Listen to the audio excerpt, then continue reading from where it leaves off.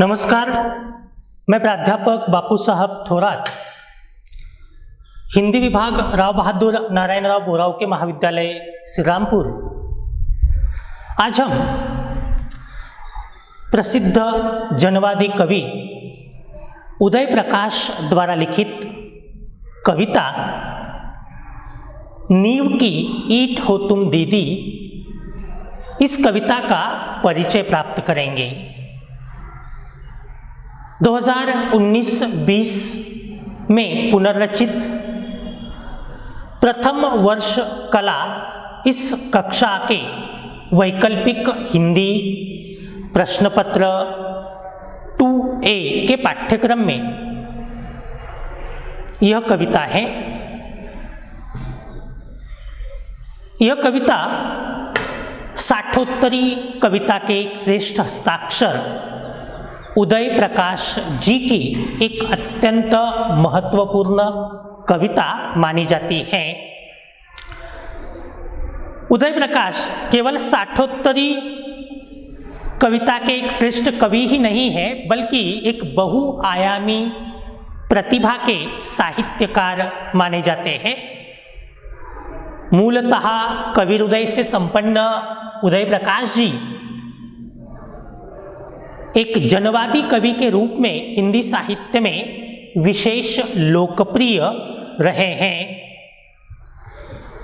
उनमें काव्य की अपेक्षा ज़्यादा लोकप्रियता कहानियों के लेखन में भले ही मिली हो, लेकिन मूलतः वे काव्य के क्षेत्र में अपने आप को अधिक स्वस्थ महसूस करते हैं और एक श्रेष्ठ कवि बनना चाहते थे। काव्य के अलावा उन्होंने कहानी, निबंध, साक्षात्कार, अनुवाद आदि अनेक साहित्य प्रकारों में अपनी कलम चलाई है। उदय प्रकाश जी का जन्म 1 जून 1952 ईस्वी में मध्य प्रदेश के शहडोल जिले के सीतापुर नामक एक आदिवासी गांव में हुआ था। बचपन में ही उनके माता पिता का देहांत हो गया था, जिसके कारण उनका पालन पोषण उनकी बड़ी बहन ने किया था। अनेक मुश्किलें, संकट आदि का सामना करते हुए उन्होंने अपने भाइयों को अच्छी शिक्षा दिलवाई। इसी से उदय प्रकाश जी विज्ञान में स्नातक उपाधि प्राप्त कर सके थे। बाद में उन्होंने सागर विश्वविद्यालय से स्वर्ण पदक के साथ स्नातकोत्तर उपाधि प्राप्त की। तत्पश्चात जवाहरलाल नेहरू विश्वविद्यालय नई दिल्ली के मणिपुर केंद्र में वे अध्यापन कार्य करने लगे। इसके बाद मध्य प्रदेश सरकार के संस्कृति विभाग में विशेष कर्तव्यस्थ अधिकारी के रूप में वे नियुक्त हुए। आगे चलकर टाइम्स ऑफ इंडिया के संपादकीय विभाग में भी उन्होंने अपना योगदान दिया है। कविता, कहानी, निबंध, अनुवाद, आलोचना आदि अनेक साहित्य प्रकारों में उदय प्रकाश जी ने व्यापक मात्रा में योगदान दिया है। साथ ही एक पत्रकार और फिल्मकार के रूप में भी उनका विशेष योगदान रहा है। उनकी अनेक रचनाओं के विभिन्न देशी एवं विदेशी भाषाओं में अनुवाद भी हो चुके हैं। विशेषतः जर्मन, अंग्रेजी, जापानी तथा अन्य अंतर्राष्ट्रीय भाषाओं में उनकी कविताओं के अनुवाद हुए हैं। भारत की तो लगभग सभी भाषाओं में उनकी कविताओं के अनुवाद देखने को मिलते हैं। उनकी कई कहानियों के नाट्य रूपांतर भी हुए हैं। इतना ही नहीं, उन पर सफल रंगमंचीकरण भी हुआ है। उपरांत मोहनदास जैसे नाम की उनकी कुछ कहानियों पर फीचर फिल्में भी बनी हैं। उदय प्रकाश जी को अनेक अंतर्राष्ट्रीय राष्ट्रीय पुरस्कारों से नवाजा जा चुका है। उन्होंने टेलीविज़न पर धारावाहिकों के निर्देशन एवं पटकथा लेखन का कार्य भी व्यापक मात्रा में किया है। इतना ही नहीं, उन्होंने प्रसिद्ध राजस्थानी कथाकार विजयदान देथा की कहानियों पर प्रसार भारती के लिए लघु फिल्मों का निर्देशन भी किया है। भारतीय कृषि का इतिहास विषय पर 15 कड़ियों का कृषि कथा नाम का एक सीरियल उन्होंने राष्ट्रीय चैनल के लिए निर्देशित किया है। इस प्रकार उदय प्रकाश जी का योगदान व्यापक और विभिन्न क्षेत्रों में रहा है। साहित्य, लेखन, फिल्में, टेलीविज़न या एक अधिकारी के रूप में उन्होंने अपने कार्य की एक अलग छाप निर्माण की है। उनके अनेक कविता संग्रह जो बहुत ही लोकप्रिय हुए हैं, जैसे दरियाई घोड़ा, तिरिच और अंत में प्रार्थना, पॉल गोमरा का स्कूटर, पीली छतरी वाली लड़की, दत्तात्रेय का दुख, मोहनदास, अरेबा परेबा, मैंगो सील, राम सजीवन की प्रेम कथा, दिल्ली की दीवार जैसे उनके अनेक कहानी संग्रह अब तक प्रकाशित हो चुके हैं। सुनो कारीगर, अबूतर कबूतर, रात में हारमोनियम, एक भाषा हुआ करती है, अंबर में अबाबिल, कवि ने कहा जैसे उनके अनेक कविता संग्रह भी बहुत ही लोकप्रिय रहे हैं। ईश्वर की आँख, अपनी उनकी बात, नई सदी का पंचतंत्र जैसे निबंध संग्रह, तो तेरी मेरी बात नामक साक्षात्कार संग्रह भी काफ़ी प्रसिद्ध रहा है। इंदिरा गांधी की आखिरी लड़ाई, कला अनुभव, लाल घास पर नीले घोड़े, रोम्या रोला का भारत, अनेक पाश्चात्य रचनाओं के अनुवाद जैसी उनकी अनेक अनुवादित साहित्य की किताबें प्रकाशित हुई है। उनकी तिरिच इस कहानी पर आधारित मंचन के प्रसन्ना के निर्देशन में हो चुका है। लाल घास पर नीले घोड़े इस अनुवादित रचना का भी मंचन के प्रसन्ना के निर्देशन में ही हो चुका है। वॉरेन हेस्टिंग्स का सॉन्ग, इस नाटक का मंचन भी अरविंद गौड़ के निर्देशन में हो चुका है। और अंत में प्रार्थना, इस कहानी पर भी नाट्य प्रस्तुतिकरण अरुण पांडेय के निर्देशन में रंगमंचीकृत हुआ है। उदय प्रकाश जी को अनेक पुरस्कार और सम्मान प्राप्त हुए हैं, जिनमें प्रमुख है साहित्य अकादमी पुरस्कार, उनके मोहनदास इस रचना के लिए उन्हें 2010 में मिला है। भारत भूषण अग्रवाल पुरस्कार, ओम प्रकाश साहित्य सम्मान, श्रीकांत वर्मा स्मृति पुरस्कार, मुक्तिबोध पुरस्कार, साहित्यकार सम्मान, द्विजदेव सम्मान, रूस का अंतर्राष्ट्रीय पुष्किन सम्मान, वनमाली सम्मान, महाराष्ट्र फाउंडेशन सम्मान जैसे अनेक पुरस्कार उन्हें प्राप्त हुए हैं, जो उनकी महानता के सबूत या परिचायक माने जा सकते हैं। इस प्रकार से उदय प्रकाश जी का संक्षेप में परिचय है। अब हम कविता को देखते हैं। कविता का नाम है नींव की ईंट हो तुम दीदी।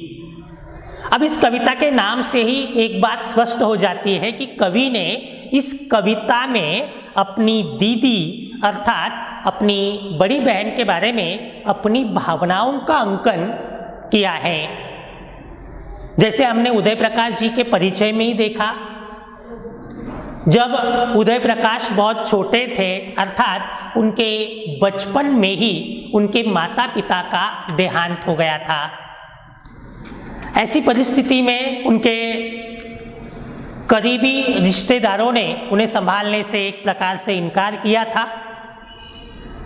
इसी इनकार के फलस्वरूप उनकी बड़ी बहन ने अपने छोटे भाई बहनों को संभालने का जिम्मा अपने ऊपर ले लिया और उसने कड़ी मेहनत करते हुए, परिश्रम करते हुए, त्याग बलिदान करते हुए अपने भाइयों का पालन पोषण किया है।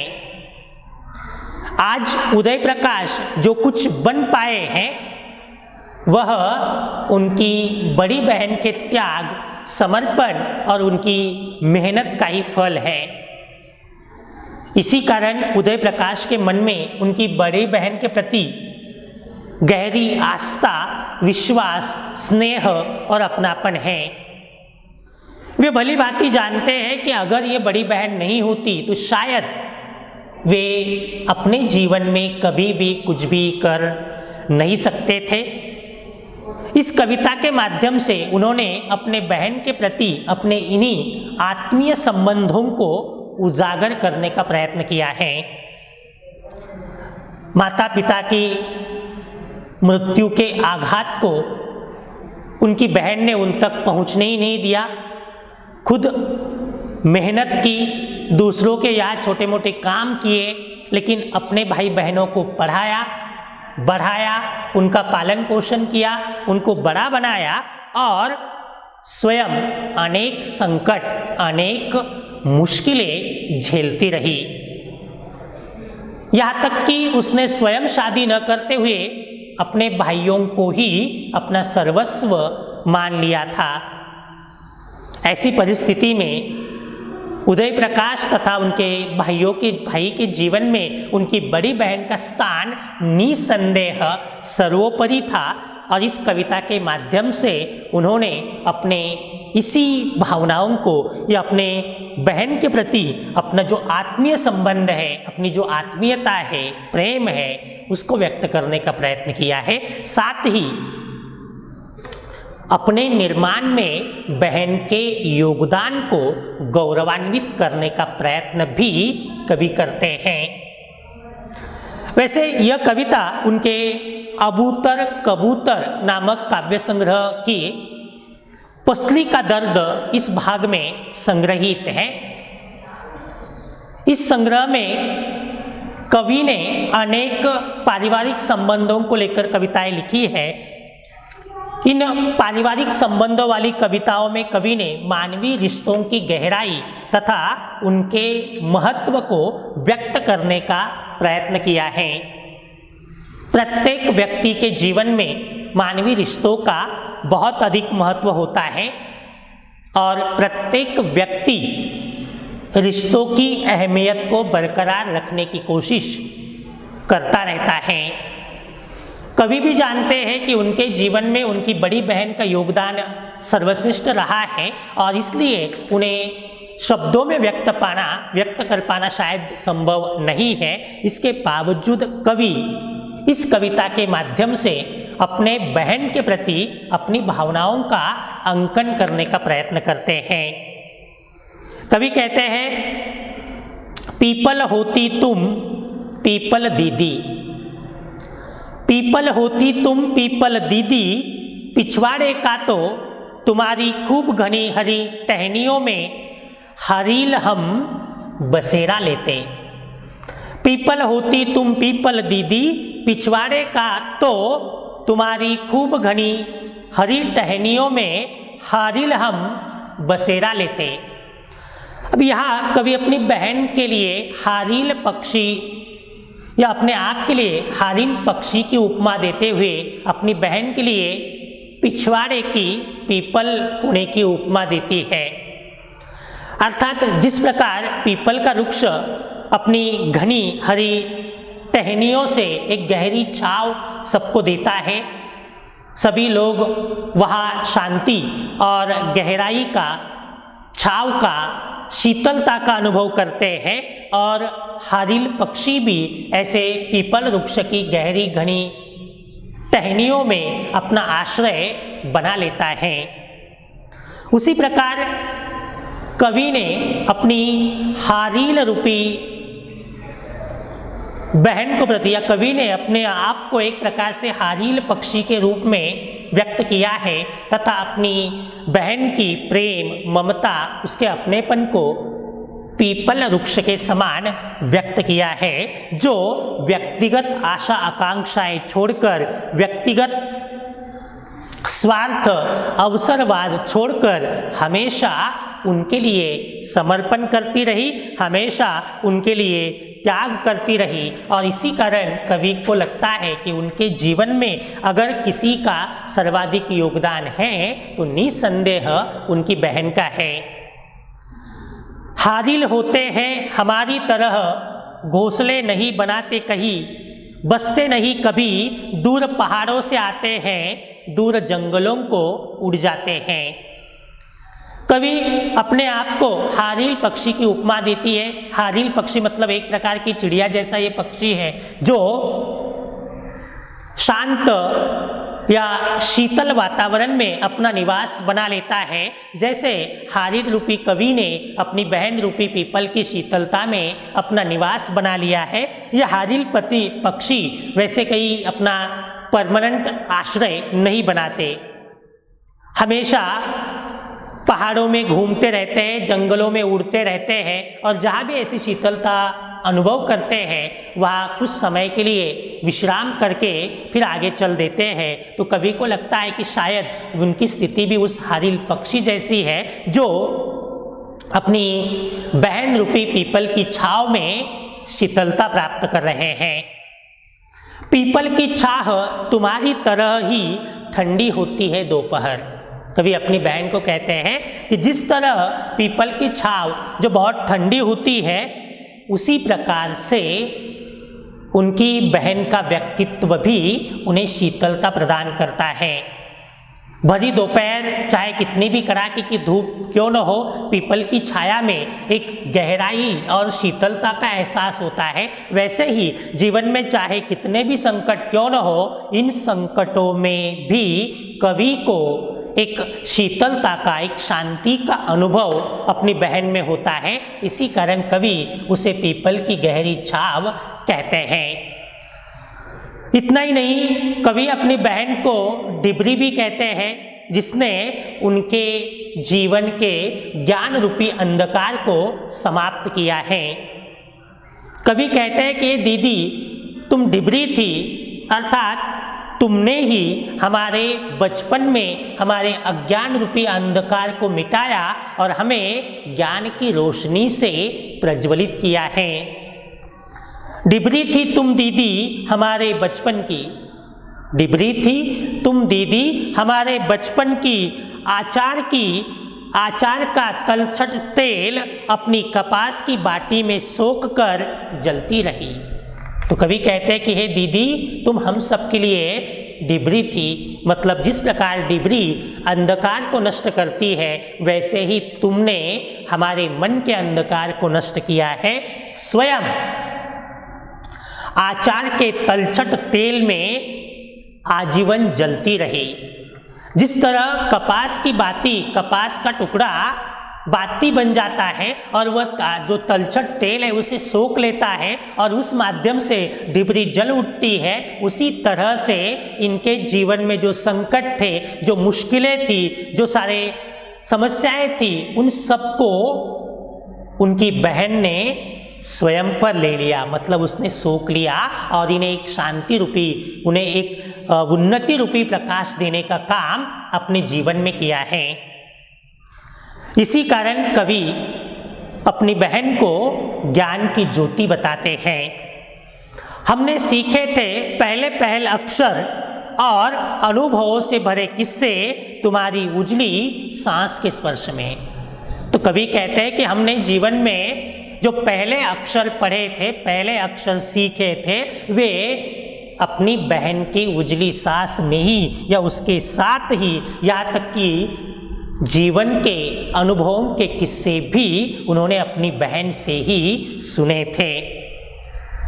इन सब के बावजूद उनकी बहन उन सब के लिए जीवन भर जलती रही, मेहनत करती रही, परिश्रम करती रही। उसी के प्रति संवेदना व्यक्त करते हुए कवि कहते हैं कि जलती रही तुम, तुम्हारा धुआं सोखती रही, घर की गूंगी दीवारें, छप्पर के तिनके धुंधले होते गए कि दीदी तुम हम सब के लिए दिन भर दिन रात मेहनत करती रही, जलती रही, यहाँ तक कि स्वयं की इच्छा आकांक्षाओं को तुमने बलिदान दे दिया, तुमने अपना संपूर्ण जीवन हमारे प्रति समर्पित किया। इन सब के कारण तुम्हारे समर्पण, त्याग, इन सब में तुम हमारे घर के जो सारे संकट है, मुश्किलें हैं, उन मुश्किलों रूपी धुएं को तुम सोखती रही, उसे अपने आप खींचती रही और हम सबके लिए एक खुशहाल जीवन का निर्माण करती रही। और तुम्हारी थोड़ी सी कठिन रोशनी में हम बड़े होते रहे।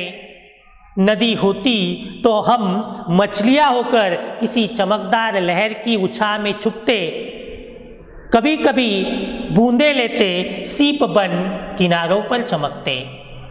कभी कहते हैं कि तुम्हारी थोड़ी सी कठिन रोशनी में, मतलब उनकी बहन को शायद अपने भाई बहनों को पालने के लिए थोड़ा बहुत कठोर भी बनना पड़ता होगा, तो कभी कहते हैं कि तुम्हारी थोड़ी सी कठिन रोशनी में हम सब बढ़ते रहे, बड़े होते रहे। यही कारण है कि हे दीदी, अगर तुम नदी होती तो हम भी मछलियां होकर तुम्हारे चमकदार पानी में डुबकियां लगाते। अगर तुम नदी होती तो हम भी तुम्हारे अंदर छिपे किसी सीप में बूंद बनकर जाते और अपने जीवन को मोती बना लेते। मतलब उनकी बहन ने उनके लिए जो कुछ किया है, उसी के कारण कवि ये कहना चाहते हैं कि आज उनका जीवन जो उज्जवल बना है, आज उनका जीवन जो विकसित हुआ है, या आज उनके जीवन में जो इतनी श्रेष्ठता, महानता आई है, उन सब में उनकी बहन का योगदान अत्यंत महत्वपूर्ण है।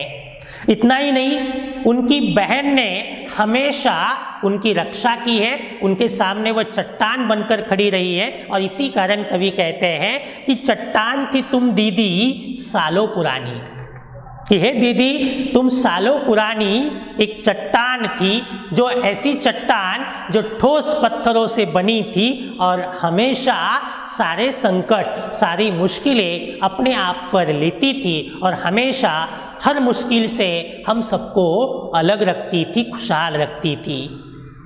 चट्टान थी तुम दीदी सालों पुरानी, तुम्हारी भीतर के ठोस पत्थर में जहाँ कोई सोता नहीं निझरता, हम ही पैदा करते थे हलचल, हम ही उड़ाते थे पतंग। तो जीवन की यातनाएं सहकर, जीवन की मुश्किलों के कारण उनकी बहन चट्टान की तरह कठोर बन जाती है। लेकिन कवि कहते हैं कि हम ही थे जो इस चट्टान को भी द्रवित करते थे। मतलब इस चट्टान में भी कहीं कोई निर्झर, कहीं कोई स्नेह प्रेम का निर्झर बहाने वाले हम ही थे, या हम ही एक पतंग उड़ाने वाले, मतलब उसकी भावना में जो उद्वेलन निर्माण करने वाले थे, वे कवि और उनके भाई थे, जिनके कारण ही उनकी बहन के मन में जो प्रेम, स्नेह जैसी भावनाएं निर्माण हुई थी, वरना उसका व्यक्तित्व एक चट्टान की भांति स्थिर निर्भर था। चट्टान थी तुम और तुम्हारी चढ़ती उम्र के ठोस सन्नाटे में हम ही थे छोटे छोटे पक्षी उड़ते तुम्हारे भीतर। तो कवि कहते हैं कि हे दीदी तुम चट्टान थी, तुम चट्टान की तरह स्थिर, निर्भर, मजबूत थी, लेकिन उस मजबूती के ठोस सन्नाटे में उड़ने वाले छोटे छोटे पक्षी हम ही थे, जो तुम्हारे भीतर संवेदना निर्माण करते थे। क्योंकि समाज की सारी परंपराएं, समाज की सारी स्थिति या समाज की स्वार्थी अवसरवादी प्रवृत्तियां, इन सब के कारण और अपने अनाथ भाई बहनों का पालन पोषण करते हुए कवि की बहन अत्यंत कठोर हो चुकी थी। शायद उसकी संवेदनाएं जैसे नष्ट हो गई थी, उसमें संवेदना जगाने का काम कवि ही करते थे। वहाँ झूले पड़े थे हमारी खातिर, कुड्ढे रखे थे हमारी खातिर, मालदह पकता था हमारी खातिर, हमारी गेंदें वहाँ गुम हो रही थी। तो कवि कहते हैं कि अपनी बड़ी बहन दीदी इतनी कठोर थी, बाहरी लोगों के लिए वह बहुत कठोर, बहुत सख्त थी, लेकिन अंदर से वह निर्झरता हुआ एक सोता थी, एक झरना थी, जिस झरने के भीतर अनेक सुंदर सुंदर पेड़ या सुंदर भावनाएं थी। मतलब ये सब निर्माण करने का काम कवि ही करते थे, और इसलिए कवि कहते हैं कि उसके भीतर जो झूले पड़े थे वह हमारे लिए ही थे, या उसके भीतर जो गुड्डे गुड्डियाँ थी, या उसके भीतर जो पकवान या सुंदर सुंदर मिठाइयाँ थी, या उसके भीतर जो गेंदें थी, वो सब हम सब के लिए थी। मतलब उनकी बहन ने अपना संपूर्ण जीवन केवल इन सब के लिए लगा दिया, व्यक्तिगत स्वार्थ या व्यक्तिगत किसी भी बात पर कभी विचार नहीं किया, केवल अपने भाइयों के लिए अपना समर्पण देती रही है। और इसलिए कवि कहते हैं कि दीदी अब अपने दूसरे घर की नींव की ईंट हो तुम दीदी, तुम्हारी नई दुनिया में भी होंगी कहीं हमारी खोई हुई गेंदें, होंगे कहीं हमारे पतंग और खिलौने। मतलब आज उनकी बहन ने शादी अवश्य कर ली है, क्योंकि आज उसके भाई बड़े हुए हैं, अपनी जिम्मेदारियां संभालने लगे, जिसके बाद उसने अपना विवाह कर लिया और आज एक नवीन परिवार को ज्ञान का प्रकाश दे रही है, एक नवीन परिवार को वह प्रज्वलित कर रही है। लेकिन इसके बावजूद कवि को लगता है कि वहाँ भी अपनी बहन के हृदय में अपने भाई के प्रति आज भी वही भाव होंगे, आज भी वही विचार होंगे। और इसलिए कवि कहते हैं कि हे दीदी, तुमने भले ही आज अपना नया घर बना लिया है, लेकिन उसमें कहीं आज भी हमारी बचपन की वो भावनाएं, बचपन के वो विचार या बचपन का वो सारा जीवन आज भी कहीं न कहीं होगा। अब तो डिबरी हुई तुम नए आंगन की। तो कवि कहते हैं कि उनकी बहन की शादी हुई, और शादी के बाद अब वह जो पहले अपने घर की डिबरी थी, अपने घर को प्रकाशित करती थी, अब वही डिबरी किसी और के घर की हो गई। और इसलिए कवि कहते हैं कि अब तुम किसी और के घर की डिबरी हो, कोई और बचपन चिन्हता होगा, पहले पहले अक्षर सुनता होगा किससे, और यो दुनिया को समझता होगा। तो कवि कहते हैं कि शायद तुम में कोई नया बचपन निर्माण होगा, शायद तुम्हारे बच्चे होंगे, और वे बच्चे जिस तरह हम जब छोटे थे तो तुमसे विभिन्न किस्से सुनते थे, विभिन्न कहानियाँ सुनते थे, जीवन का ज्ञान प्राप्त करते थे, दुनिया को समझते थे, वैसे ही तुम उन्हीं किस्सों के द्वारा, उन्हीं अनुभवों के द्वारा एक नया जीवन फिर से निर्माण करोगी, एक नवीनता फिर से निर्माण करोगी। हम क्या है दिदियारी, हम क्या है दिदियारी, हारील है हम तो आएंगे बरस दो बरस में कभी, दो चार दिन मेहमान सा ठहर कर फिर उड़ लेंगे कहीं और। तो अब कवि को ये महसूस होता है कि उनकी बहन के जीवन में शायद उनके समान किसी और का स्थान और अधिक मजबूत हुआ है, और इसी कारण कवि अपने आप को थोड़ा सा विस्थापित सा महसूस करता है, और इसीलिए अपने आप को हारील पक्षी की उपमा देता है जो हमेशा यहाँ वहाँ घूमता रहता है। और इसलिए कवि अपनी बहन से कहते हैं कि हमारा क्या है दीदिया, हम तो हारील पक्षी है, आज यहाँ तो कल वहाँ, शायद एक आध दिन, बरस दो बरस में तुम्हारे घर भी आएंगे, चार दो दिन रहेंगे, वापस कई चले जाएंगे। मतलब हमारा कोई निश्चित ठिकाना नहीं है, लेकिन तुमने हमें जो बनाया है वह निसंदेह अत्यंत श्रेष्ठ है, अत्यंत महान है। घोंसले नहीं बनाए हमने, बसे नहीं आज तक, कठिन है हमारा जीवन भी तुम्हारी तरह। और अंत में कवि यही कहते हैं कि जैसे तुमने हमारे लिए अपना संपूर्ण जीवन लगा दिया, अपना स्वार्थ, अपना व्यक्तिगत इच्छा आकांक्षाएं दबाकर हम सबके लिए मेहनत करती रही, लड़ती रही, उसी प्रकार से हमने भी कभी घोंसले नहीं बनाए, हमने भी कभी अपना अलग जीवन निर्माण नहीं किया।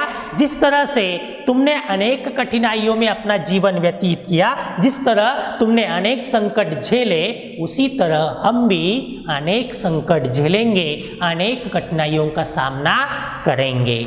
इस प्रकार कुल मिलाकर अगर देखें तो इस कविता में कवि ने अपनी बहन के त्याग, समर्पण, उसकी महानता, उसके समर्पणशील व्यक्तित्व को यह साकार किया है, और उस माध्यम से अपनी बहन के प्रति अपनी भावनाओं का अंकन करने का प्रयत्न कवि यहाँ पर करते हैं। कुल मिलाकर मानवीय संबंध और रागात्मक रिश्तों को अत्यंत मार्मिक शब्दों में और पूरी सजीवता के साथ इस कविता में व्यक्त किया गया है। यही कारण है कि इस कविता को उदय प्रकाश की एक उत्कृष्ट कविता के रूप में हमेशा जाना जाता रहा है। तो इस प्रकार से इस कविता का परिचय है। धन्यवाद।